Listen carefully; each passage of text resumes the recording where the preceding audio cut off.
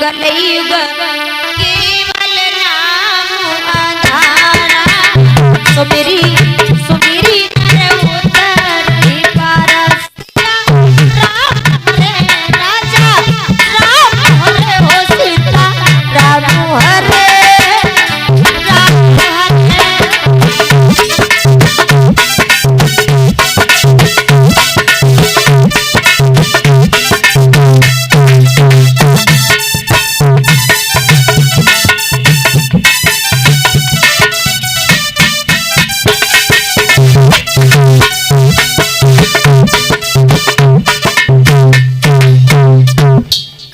जवाब दिया महाराज पहला गुण सुनो, क्योंकि सतयुग त्रेता युग द्वापर युग में संत महात्मा लोग हजारों करोड़ों वर्षों तक तपस्या करते रह जाते थे लेकिन भगवान के दर्शन नहीं होते थे। लेकिन मेरे युग में जवाब दिया कलयुग केवल नाम धारा और सुमिरी सुमिरी नर उतर पारा। कलयुग में जो भी एक बार सच्चे दिल से भगवान का नाम लेगा, जो सच्चे दिल से एक बार नाम लेगा तो उसका बेड़ा पार हो जाएगा। जवाब दिया ये तो तुम्हारे पास में बहुत अच्छा गुण है, और कोई गुण है? जवाब दिया हाँ महाराज एक और गुण बचा है। बोले बताओ। बोले सुनो, सतयुग त्रेता युग द्वापर युग की बात है कि सतयुग त्रेता में सोच लिया तो मनीषा पाप कहाता था, लेकिन मेरे यहाँ किए बिना पाप नहीं नजर में आता है। महाराज सतयुग त्रेता युग द्वापर युग की बात है। अगर आपने अपने दिल में अगर विचार कर लिया, सोच लिया कि आज इनके घर में चोरी करेंगे, चोरी करो या न करो तो पाप लग जाता। यानी अगर आपने किसी बहन बेटी की तरफ देख करके गलत भावना से सोच लिया जाता था तब भी पाप लग जाता था। लेकिन कलयुग कहने लगा महाराज अगर मेरे युग में जब तक करोगे नहीं तब तक पाप लगने वाला नहीं है। तो परीक्षित महाराज कहने लगे अरे तुम्हारे पास ये तो बहुत अच्छे अच्छे गुण हैं, तो सुनो हम तुम्हें रहने के लिए स्थान बता रहे हैं, आप कहाँ रह सकते हो? जवाब दिया कहाँ रह सकते हैं?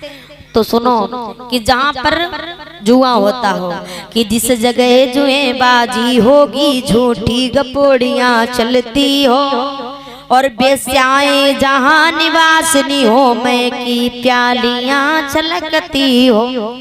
जवाब दिया है महाराज जहाँ पर जुआ होता हो वहाँ रह सकते हो, झूठी कपड़ियाँ मतलब जहाँ पर झूठी बातचीत चल रही हो वहाँ रह सकते हो, जहाँ पर बेस्याएं नाच गान कर रही हो वहाँ रह सकते हो।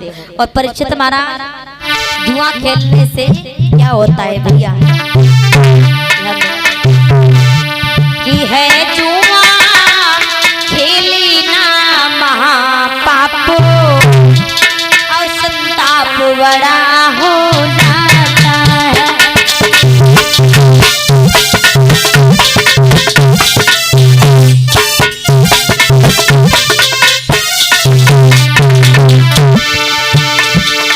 जुआ खेलना वो संताप बड़ा हो जाता है। अरे बुद्धि विवेक ज्ञान घट जाए और हंसी हो तो जग में।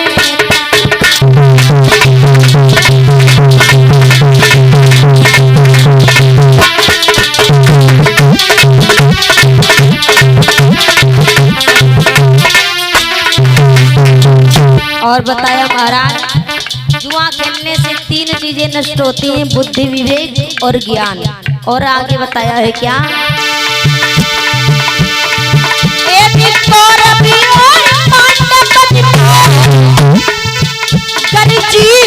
जुआ नहीं होगा तो महाप्रलय महाभारत आपस में नहीं हुआ हो।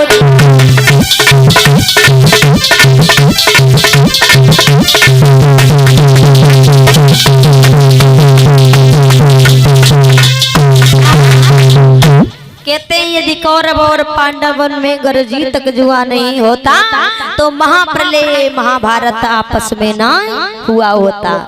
कहते महाराज श्री सुखदेव जी कहते हैं राजन परीक्षित, जवाब दिया इतने अच्छे अच्छे गुण हैं तुम्हारे पास, तो तुम्हारा स्वर्ण में भी वास, स्वर्ण माने होता है सोना, तुम्हारा सोने में भी वास हो सकता है, सोने में भी रह सकते हो। जैसे ये कहकर के सर झुकाया तो महाराज परीक्षित अपने ऊपर सर के ऊपर सोने का मुकुट लगाए थे। कलयुग ने क्या किया, कलयुग उनके मुकुट पर सवार हो गए। जब कलयुग उनके मुकुट पर सवार हुए, सर पे सवार हो गए, तो महाराज परीक्षित अपने घर जा रहे हैं। तो रास्ते में एक लोमन ऋषि महात्मा भगवान का भजन कर रहे बैठे। तो परीक्षित जी ने देखा, दिल में विचार करने लगे, अरे एक ऐसा महात्मा है, इसने मेरे आने की कोई खबर नहीं की, अपनी आंखों को बंद करके बैठ गया। उन्हें नहीं ज्ञात है भगवान का भजन कर रहे हैं। तो उसी समय वहीं पर एक मरा हुआ सर्प पड़ा था। तो परीक्षित महाराज ने उस सर्प को उठाया और क्या किया भैया, आर मरे हुए उस सर्प को भैया मुंह बन लो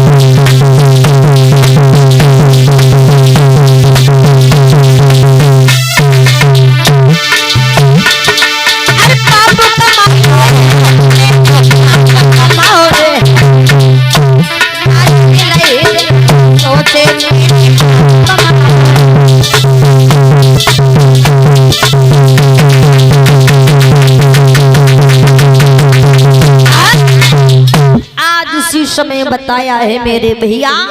परीक्षित जी ने जो मरा हुआ सर्प पड़ा था उस सर्प को उठाया और लोमन ऋषि के गले में डाल दिया। लेकिन गले में डाल दिया, महाराज परीक्षित अपने घर आए तो इन्होंने क्या किया, अपने सर का मुकुट उतार करके रखा। तो उन्हें ज्ञात आया कि मैं एक महात्मा जी का, एक संत का अपमान करके आया हूँ। अगर मेरी प्रजा में कोई गलती करता है उसे सजा मैं देता हूँ, लेकिन आज मैंने इतनी बड़ी गलती कर दी, एक संत जी का अपमान किया, इसलिए उस गलती की सजा मुझे भी मिलनी चाहिए। इधर सोच रहे हैं परीक्षित महाराज, लेकिन इधर लोमन ऋषि के पुत्र हैं जिनका नाम है सरंगी ऋषि। सरंगी ऋषि को मालूम हुआ कि हमारे पिताजी का बहुत बड़ा अपमान करके गए हैं परीक्षित जी। तो सरंगी ऋषि ने क्या किया, अपने हाथ में जल ले लिया और जल लेकर के महाराज परीक्षित जी को श्राप देने लगे। क्या श्राप दिया कि बस सावधान ओ तक्षक जीवित हो जाओ, 8वें रोज उस पापी को दुनिया से पर पहुंचाओ। सिर्फ बीच में 7 दिन है, 8वां दिन जब आएगा महाराज परीक्षित तेरी मृत्यु हो जाएगी। ये श्राप दे दिया हाथ में जल लेकर के। और श्राप देने के बाद अपने पिताजी के पास आए, कहने लगे पिताजी तो भगवान के भजन में ध्यान में लीन है। बोले रे पिताजी, एकदम से आंखें खुली, जवाब दिया हाँ बेटा। अरे तुम्हें नहीं मालूम है तुम्हारा बहुत बड़ा अपमान किया है महाराज। परीक्षित जी ने तुम्हारे गले में मरा हुआ सर्प डाल गए। जवाब दिया बेटा तुमने कहा तो नहीं कुछ। बोले कहने की बात छोड़ो, मैंने उस राजा को श्राप दिया है, 8वें दिन उस राजा की मृत्यु हो जाएगी। लोमन ऋषि को बड़ा दुख हुआ, रे बेटा तुमने अच्छा नहीं किया, बड़े अच्छे महात्मा थे।